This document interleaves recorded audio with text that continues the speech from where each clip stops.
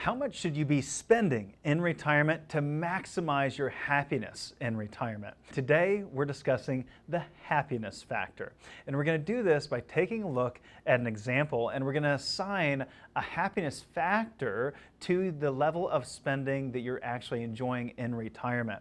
So let's say you're retiring at age 60, and let's say that you could spend, you've found $80,000 every year adjusted for inflation for the rest of your life.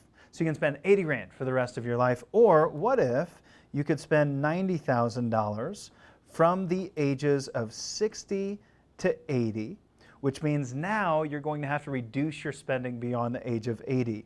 So now you have to knock that spending down to $70,000 from the ages of 80 on. Now what do we need to do?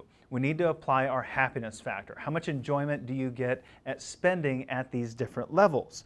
Let's say when you are spending $70,000, your happiness factor is a 7. Let's say when you're spending at $80,000, your happiness factor is an 8. And at $90,000, your happiness factor is a 9.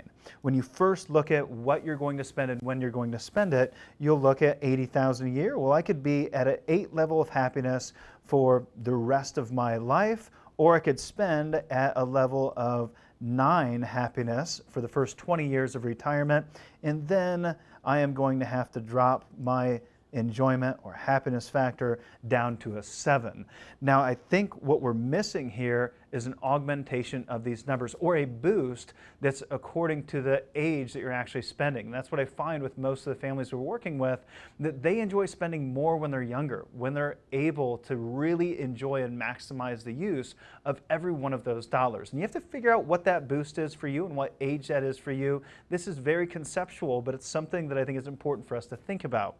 Let's say that that boost at the age of 60 years old is a 20% boost. So you're picking up 20% more happiness for every dollar that you're spending at the age of 60 versus spending those same dollars at the age of 80. So let's take a look at that number 9. When we're between the age of 60 and 80, at the age of 60, now our happiness factor is really a 10.6 instead of a 9. So we're spending at a 10.6. And when we first look at this, you might have said, well, I think I'd enjoy spending at an 8 for the rest of my life versus going to a 9 all the way down to a 7.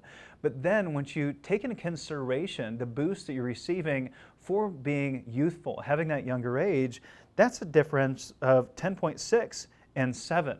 Now that can justify very easily you spending more dollars at a younger age.